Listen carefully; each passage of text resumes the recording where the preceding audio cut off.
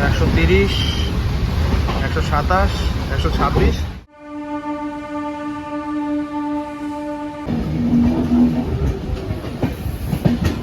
তো আমরা হচ্ছি বোলপুর।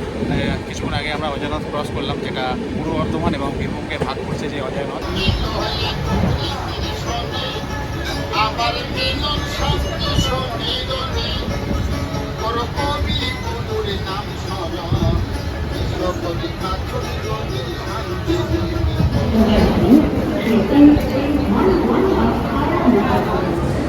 এই মুহূর্তে আমি রয়েছি হাওড়া স্টেশনের 10 নম্বর প্ল্যাটফর্মে। আজকে আমি জার্নি করবো 12337 হাওড়া বোলপুর শান্তিনিকেতন এক্সপ্রেস। তো এই ট্রেনটা প্রতিদিন হাওড়া স্টেশন থেকে 10টা বেজে 5 মিনিটে ছেড়ে যায় আর বোলপুর শান্তিনিকেতন পৌঁছায় 12টা বেজে 15 মিনিট। এটা হচ্ছে D3, আমার কোচ হচ্ছে D1, সিট নাম্বার হচ্ছে 78। এ হচ্ছে D2, এরপরে হচ্ছে D1। সব LHB কোচ রয়েছে, সিটগুলো ভালো বোঝা যাচ্ছে।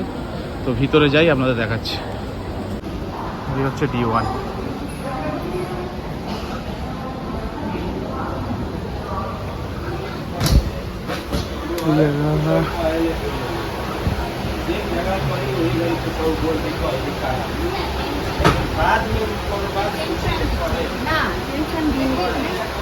তো এখানে সিটিং অ্যারেঞ্জমেন্টটা বুঝতেই পাচ্ছেন, 3x3, আর অপোজিটে বসতে হবে, যেদিকে ট্রেনটা যাবে তার অপোজিটে।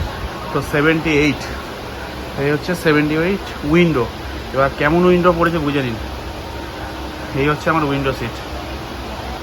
আর এখানে চার্জিং পোর্ট রয়েছে, ব্যাগ রাখার জায়গা, পরিষ্কার পরিচ্ছন্নই রয়েছে। কিন্তু সমস্যা হচ্ছে এ কেমন উইন্ডো সিট।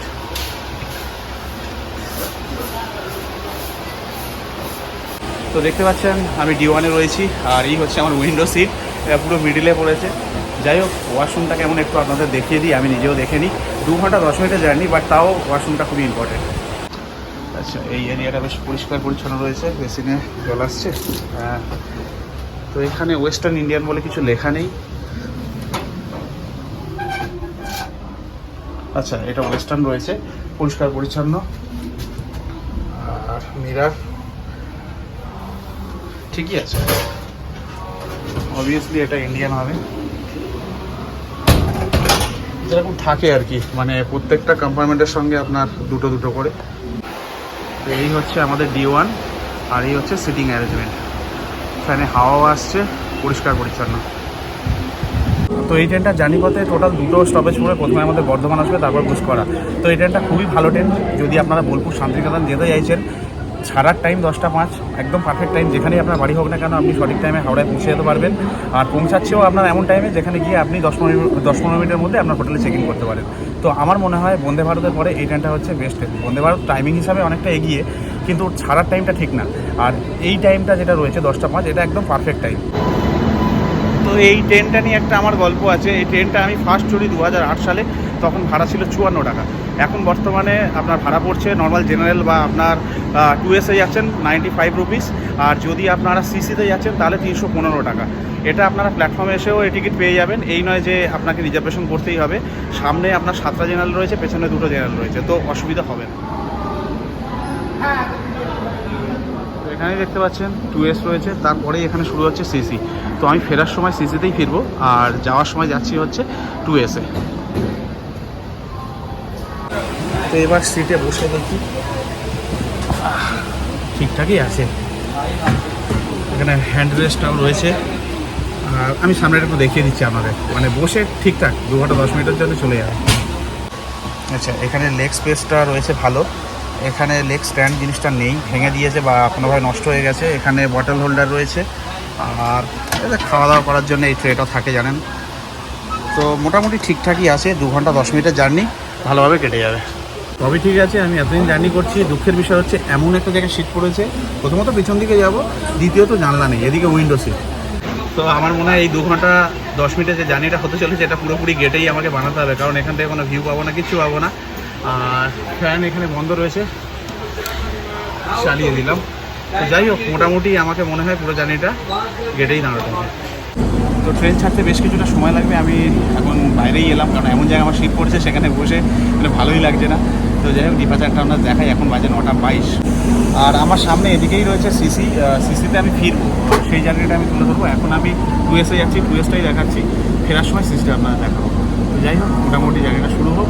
2 ঘন্টা 10 মিনিটের জার্নি, বিশেষ কিছু দেখাবার নেই, দুটো স্টপেজ রয়েছে, তবু তুলে ধরার চেষ্টা করবো যা যা আমার এক্সপিরিয়েন্স থাকবে।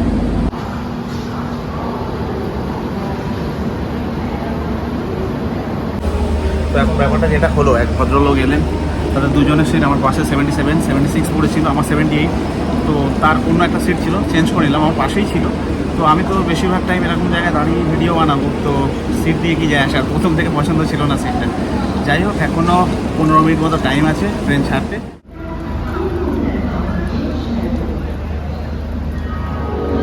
এখন সময় হচ্ছে 10:05, একদম সঠিক টাইম। ট্রেন এখনও ছাড়েনি আমাদের।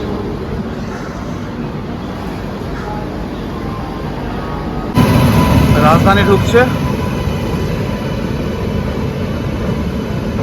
কিছুদিন আগে দিল্লি থেকে এলাম, তখন শিয়ালদা রাজধানী ধরিনি, হাওড়া রাজধানী ধরিনি, দুরন্তটা ধরেছিলাম। এই রাজধানী ঢুকছে। 10:06 আর আমাদের ট্রেন ছেড়ে দিল। নির্দিষ্ট সময় থেকে 1 মিনিট দেরিতে আমাদের ট্রেন ছেড়ে যাচ্ছে।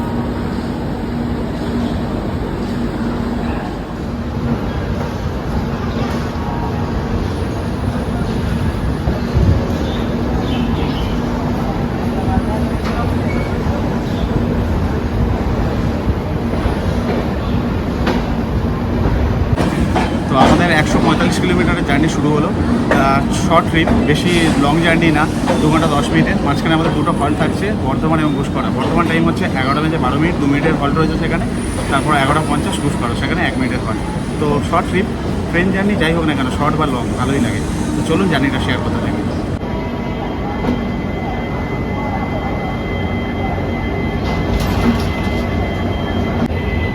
40418 WDP4D ডিজেল ইঞ্জিন।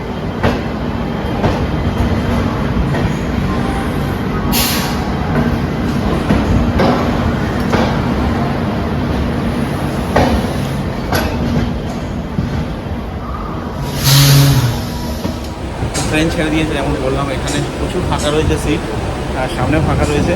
আমার সিটে বসিনি, অ্যাকচুয়ালি আমার অরিজিনাল সিটটা তো ছেড়ে দিয়েছে একটা ফ্যামিলির জন্য। এখানে বসে আছি, এই জায়গাটা বসেই এই 2 ঘন্টা 10 মিনিটের জার্নি কাটিয়ে দেবো।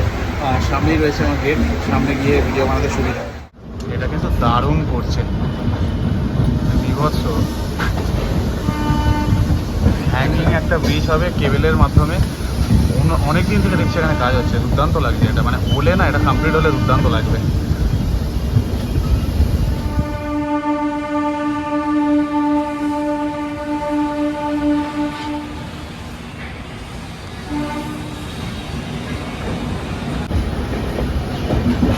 ঢুকছে বিশ্বভারতী।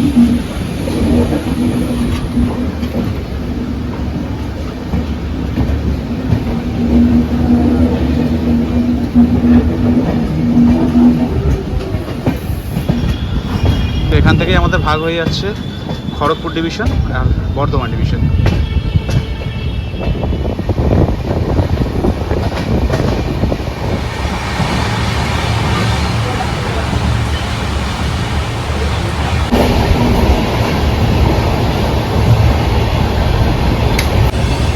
বালি স্কিপ করলাম, বালি থেকেই আমাদের এখানে কোয়াড এবং মেন লাইন আলাদা হয়ে যাবে। তো ট্রেনটা কোয়াড লাইন হয়েই যাবে, মেন লাইন হয়ে যাবে না।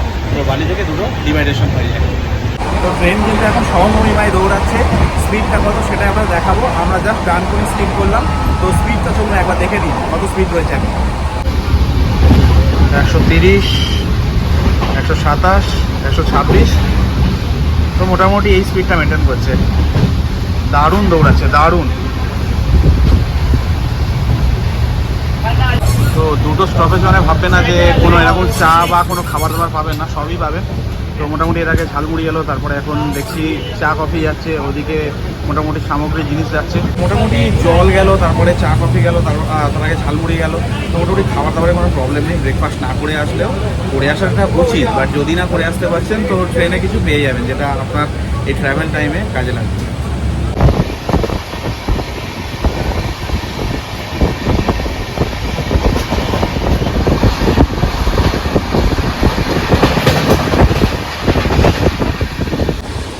বর্ষাগ্রাম ক্রস করলাম, একটা লাইন দেখালাম আপনাদের, ভাগ হয়ে গেছে, সেটা বাঁকুড়াতে চলে যাচ্ছে। মশাগ্রাম থেকে বাঁকুড়া যাওয়া যায়, কটা ট্রেন চলে এখন আমার সেটা আইডিয়া নেই, বাট এখান থেকে বাঁকুড়া যাওয়া যায়।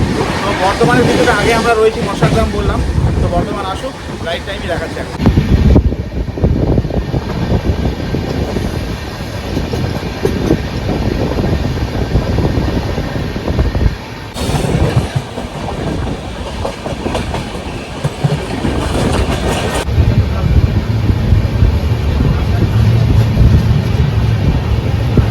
আচ্ছা, তো আমরা এসে পৌঁছালাম বর্ধমান জাংশন। এখানে 2 মিনিটের হল্ট, আর নিচে নামছিলাম, বেশ গরমও রয়েছে এখানে।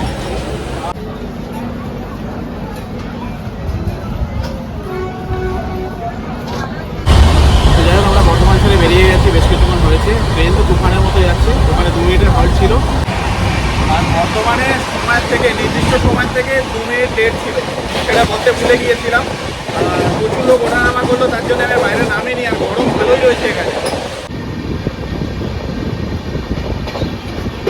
তো সামনে আসছে খানা জাংশন, এখান থেকেই আমাদের লাইনের ডিভাইডেশন হবে। আমরা একটা নর্থ বেঙ্গলের দিকে চলে যাবো, বোলপুর মালদা হয়ে, আর বাঁদিকে যেটা চলে যাচ্ছে সেটা চলে যাবে আপনার দিল্লি, দুর্গাপুর, আসানসোল।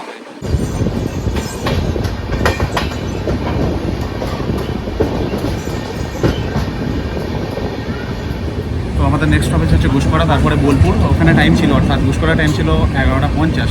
তো ট্রেন কিছুটা লেট রয়েছে, এই খানা জংশনে ঢোকার আগে একটু স্লো করে দিয়েছে, তো 4-5 মিনিট মতো লেট দেখাচ্ছে।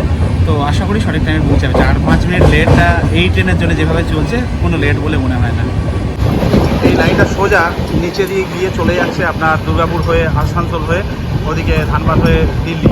আর এটা আমরা টার্ন নিয়ে চলে যাব বোলপুর মালদা হয়ে নর্থ বেঙ্গলের দিকে। তো আপাতত আমরা জার্নি করছি বোলপুর পর্যন্ত, শুধু জাস্ট আপনাদেরকে বলে দিলাম।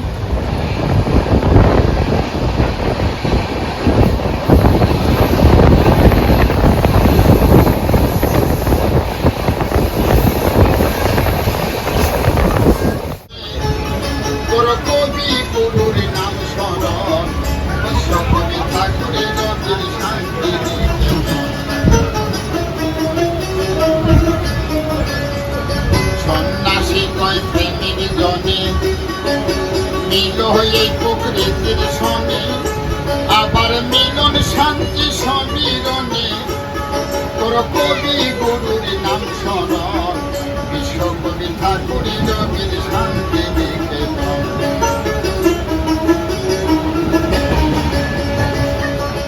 এখন 11টা 45, আমরা ঢুকছি গুসকরা। এখানে সময় ছিল 11টা 50।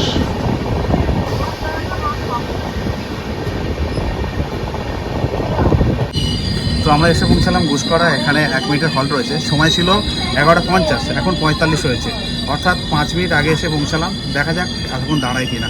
হিসাব মতো 51তে ছাড়ার কথা, তো দেখা যাক সেটা। তো এখানে ট্রেনটা দাঁড়িয়ে আছে, যেরকম বললাম 51তে ছাড়ার টাইম। বেশ রোদ রয়েছে, এখনও দাঁড়াবে, তাই একটু স্টেশনটা আপনাদের দেখিয়ে দিই। আর আমি টুপিও পরে নিয়েছি। এই হচ্ছে গুসকরা স্টেশন, এটা বর্ধমানে পড়ছে। এরপরে অজয়নগর পার হওয়ার পরেই আমরা বীরভূমে ঢুকে যাব। এখানে কোনো সেট নেই, আমি উঠে যাই।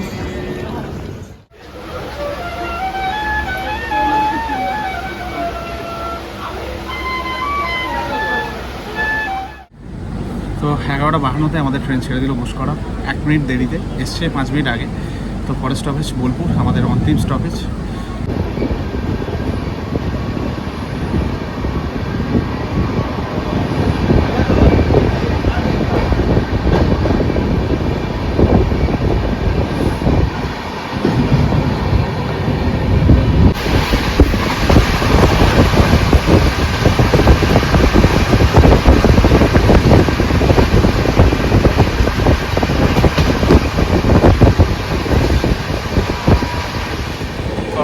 বোলপুর, কিছুক্ষণ আগে আমরা অজয়নগর ক্রস করলাম, যেটা পূর্ব বর্ধমান এবং বীরভূমকে ভাগ করছে যে অজয়নগর।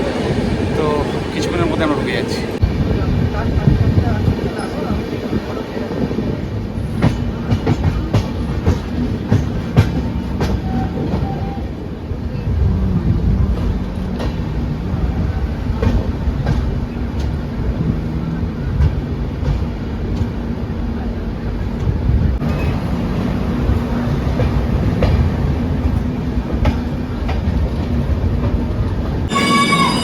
তো আমরা এসে পৌঁছালাম বোলপুর শান্তিনিকেতন একদম নির্দিষ্ট টাইমে।